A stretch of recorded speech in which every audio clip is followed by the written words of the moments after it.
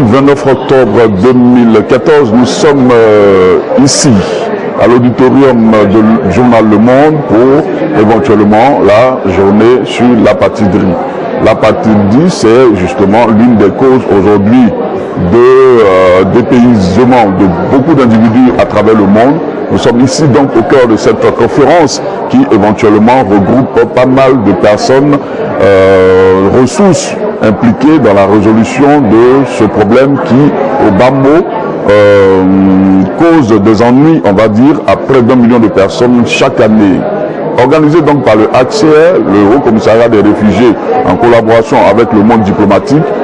Cette conférence se déroule donc à l'auditorium de Le Monde diplomatique situé au 80 du boulevard Auguste Blanqui dans le 13e arrondissement de Paris. Et nous sommes à la pause, nous profitons aussi pour éventuellement avec la caméra de Pierre Thau essayer d'avoir les impressions de quelques participants en attendant la fin de la conférence. Suivez-nous. Nous sommes accompagnés d'une des principales personnes qui ont donc contribué à entretenir l'auditoire sur cette conférence. Elle va se présenter d'abord et ensuite on va revenir au sujet qu'elle a débattu aujourd'hui. Merci bien, je m'appelle Inge, je travaille pour l'UNHCR sur l'apatridie en Europe.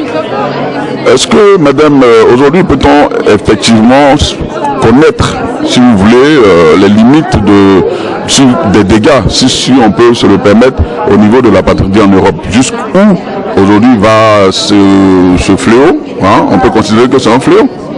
C'est un fléau, c'est quelque chose qui a existé depuis toujours, c'est pas quelque chose de nouveau. On en parle aujourd'hui, mais ça ne veut pas dire que ça n'a pas existé depuis toujours.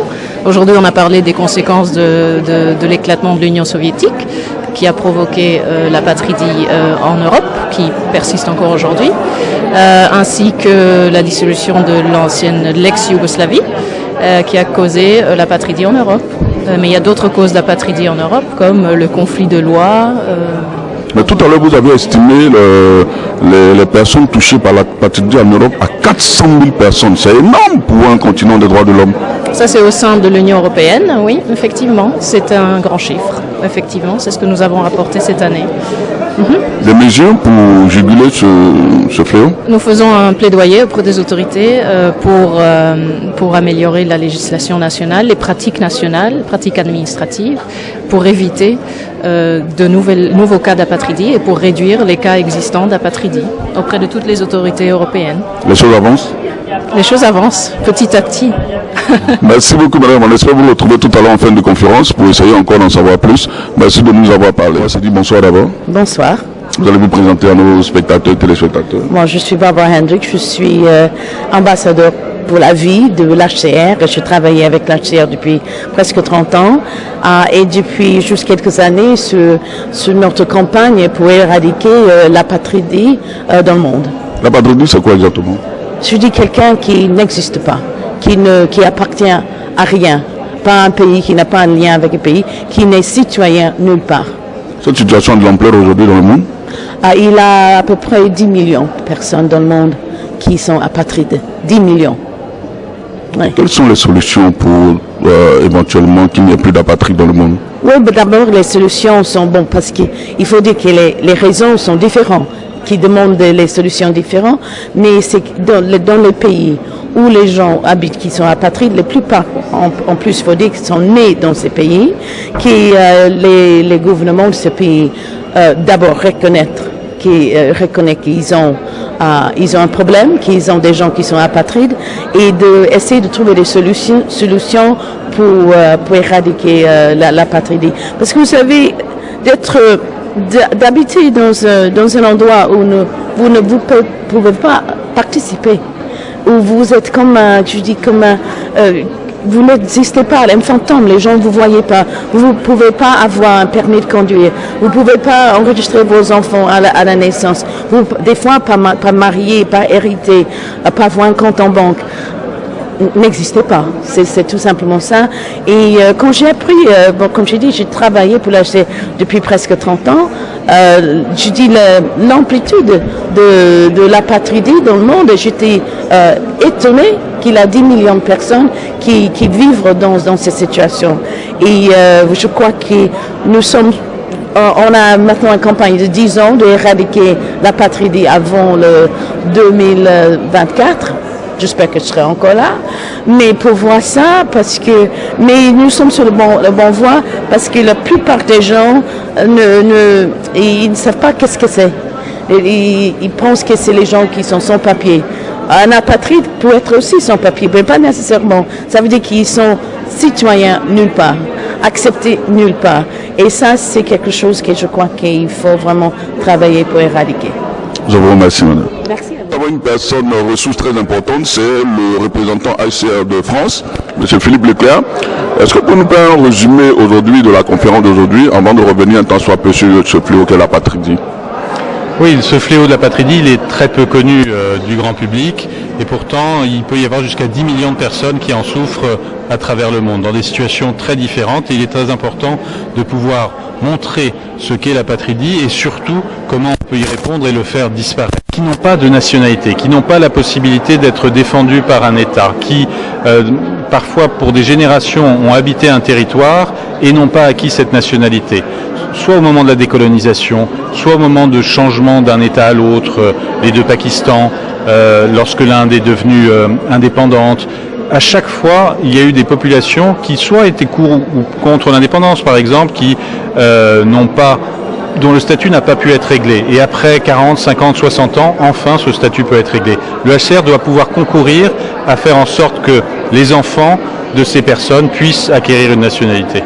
D'accord, donc 10 millions de personnes aujourd'hui pour qui le HCR se bat, mais est-ce qu'il y a des mesures réelles qui sont prises? Est-ce qu'on a un bout de tunnel concernant cette situation assez dramatique, M. Leclerc? On pense que dans les 10 années à venir, la plupart de ces situations peuvent être arrêtées. C'est-à-dire faire en sorte qu'une femme puisse transmettre sa nationalité à son enfant. Dans 27 pays aujourd'hui, les lois de nationalité de ces pays ne permettent pas cela. Si le père est apatride ou s'il a une nationalité et que l'enfant est né ailleurs, il ne pourra pas forcément transmettre cette nationalité. Donc vous avez des choses très concrètes, et on a déjà commencé avec de nombreux États qui ont changé leur loi de nationalité, qui permettent notamment aux femmes, également, au même titre que leur mari et le père des enfants, de transmettre la nationalité à leurs enfants. Il y a bien des situations où des populations qui sont depuis des générations sur un territoire n'ont pas pu acquérir la nationalité. Là également, à l'issue d'un travail avec l'ensemble de la société civile, il faut que ces personnes puissent être acceptées de manière égale avec l'ensemble de la population. C'est ce qu'on espère, ce qui se fera en République dominicaine, c'est ce qui pourra se faire en Syrie pour les Kurdes qui n'ont pas acquis la nationalité depuis 1962. Certains Kurdes, pas tous les Kurdes, parce que beaucoup de Kurdes sont syriens, mais il y a des situations qu'il est nécessaire d'éclairer afin de, avec la société civile, permettre à ce que la législation, enfin, permette à ces personnes d'acquérir une nationalité. Juste avant de vous laisser partir, vous avez annoncé une date tout à l'heure qui nous a le mobile de la date nous a échappé. C'est une date assez importante dans ce processus-là de normalisation. Alors, c'est les efforts du haut-commissaire des Nations Unies pour les réfugiés, M. Antonio Guterres, qui va lancer la stratégie mondiale sur ces 10 ans à partir du 4 novembre 2014 pour éradiquer l'apatridie dans la plupart des situations où elle continue de se développer. Et nous pensons qu'à travers la ratification de traités internationaux, le changement de loi de nationalité, mais aussi le développement de l'état civil, de l'enregistrement des naissances, tout cela peut contribuer rapidement à faire disparaître ce fléau qu'est l'apatridie. Merci, nous vous remercions beaucoup. Juan, c'est bon? Voilà, nous sommes avec Mme Aline Augustu, qui est aussi l'une des conférencières de cette conférence sur l'apatridie. Elle travaille à l'OFPRA, des gens qui sont beaucoup dans l'ombre, mais qui ont décidé aujourd'hui de venir à visage découvert parler donc de ce fléau qu'est l'apatridie. Vous avez développé un sujet sur les archives de l'OFPRA concernant justement ce phénomène. Est-ce qu'on peut avoir un bref résumé de votre exposé? Oui, bien sûr. Donc effectivement, j'ai exposé la longue durée de la protection des apatrides en France, à partir notamment de l'histoire de l'OFPRA, puisque c'est l'OFPRA qui protège les apatrides en France, en remontant à la Première Guerre mondiale, puisque c'est quand même à cette époque qu'est née la catégorie du réfugié apatride, essentiellement russe et arménien. Et à partir de cette expérience, l'OFPRA a pu construire des procédures très très tôt par rapport à d'autres pays de reconnaissance de la qualité d'apatride en France. Et dans un deuxième temps, j'ai essayé d'aborder quelles sont les différentes populations principales, disons, que l'OFPRA a pu protéger en tant qu'apatride, en parlant essentiellement des traces des guerres, Seconde Guerre mondiale avec le cas de l'ex-URSS, les situations des Juifs d'Europe, notamment allemands, polonais, les situations des décolonisations, avec certains cas particuliers. J'ai aussi pu citer des cas très anciens comme les Banatais, qui sont des personnes qui ont immigré au XVIIe siècle et qui se sont retrouvées apatrides à la suite des événements du XXe siècle, de la guerre en fait, de la Seconde Guerre mondiale. Et aussi quelques situations particulières comme les bidounes du Koweït, mais qui ont été abordées aussi par monsieur Philippe Leclerc, des nomades donc qui ne sont pas apatrides, qui n'ont pas de nationalité. Voilà. Quand on plonge dans les archives de l'OFPRA, madame, l'une des trois questions que nous allons poser, c'est de savoir, est-ce que, sans trahir bien sûr le secret professionnel, est-ce qu'il y a des cas de personnalités célèbres qui ont été des apatrides? Oui, bien sûr, il y a des personnalités célèbres qui ont été des apatrides, et j'ai cité dans la conférence le cas de Daniel Cohn-Bendit, qui était un apatride d'origine allemande. D'accord. Voilà. D'accord. Mais aujourd'hui, plus on plonge dans les archives de l'OFPRA, vous, en tant que patronne donc, de cette section à l'OFPRA, et de manière assez personnelle, est-ce que les dégâts sont assez importants concernant cette situation dans le monde aujourd'hui, et principalement en France? Vous voulez dire quelle est ma position ou quelle est votre position, et est-ce que véritablement il y a une certaine ampleur concernant ce fléau au niveau de la France? Alors, au niveau de la France, en France, il n'y a pas beaucoup de cas d'apatridie en réalité en France, et il y a une procédure très ancienne de protection des apatrides. Maintenant, effectivement, le fléau de l'apatridie est un fléau important dans le monde, et il me paraît très positif qu'on en parle et que le HCR mène campagne sur ce sujet, en effet. Merci beaucoup, madame. Voilà, j'ai été très contente d'avoir toutes ces informations, d'avoir pu être éclairée sur les situations d'apatridie à travers le monde. Et je trouvais les témoignages très émouvants, vraiment très parlants. Et voilà, je pense que vraiment ça a été une bonne chose de faire cette conférence pour essayer d'informer un peu plus le public et sur les situations de ces personnes.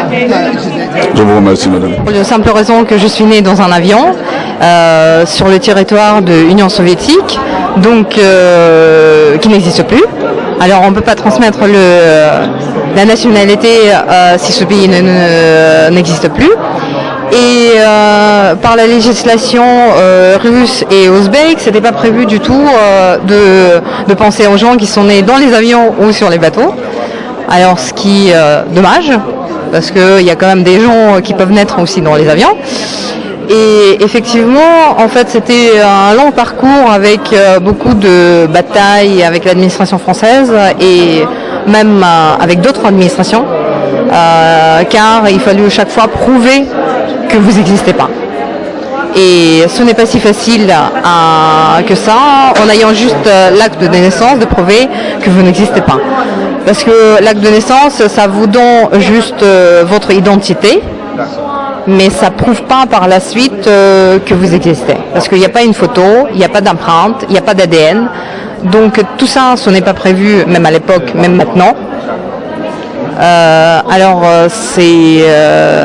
Les cas d'apatridie, il y en a beaucoup en France qui sont traités par l'OFPRA. Donc l'OFPRA demande beaucoup de précisions et justificatifs dont des fois c'est complètement idiot ou difficile à obtenir, parce que même les différents pays ou les ambassades n'arrivent pas à vous délivrer les certificats qui n'existent pas. Il n'y a pas une formule qu'on peut dire que oui, effectivement, vous appartenez pas à ce pays. Il n'y en a pas. D'accord. Je veux dire que vous avez sauté toutes les étapes et qu'aujourd'hui, on va dire que ça va chez vous. Vous êtes française et oui, vous avez une nouvelle patrie. Maintenant, je suis française, donc heureusement, maintenant, je commence à exister. Ça fait combien d'années déjà? Je suis en France depuis 2001. Et vous existez officiellement depuis quand? Depuis le 1er août 2014. Merci beaucoup, madame. Voilà, mesdames et messieurs, Objectif direct était donc au cœur de la conférence sur l'apatridie. Nous étions ici à l'auditorium de Le Monde, bien sûr de concert avec le HCR qui a organisé cette conférence et surtout le journal Le Monde. Vous avez vu ce beau panel d'invités qui nous a entraînés au cœur de ce fléau méconnu de beaucoup de gens dans le monde, mais qui touche de personnes. Un apatride, c'est simplement quelqu'un qui n'a pas de pays, c'est simplement quelqu'un qui n'existe pas, c'est quelqu'un qui n'est pas reconnu officiellement sur sa terre d'origine. Et ça, il faut que cela prenne fin. Et le HCR et toutes les organisations partenaires comme l'OFPRA et les associations de défense des droits de l'homme s'y attellent et ils sont véritablement sur le bon chemin. 10 millions de personnes, c'est beaucoup, mais on pense que d'ici quelques années, ce fléau n'existera plus vraiment. On était content d'être avec vous pour ce autre numéro d'Objectif Direct. Merci de nous toujours sur votre chaîne préférée et à très bientôt pour un autre numéro.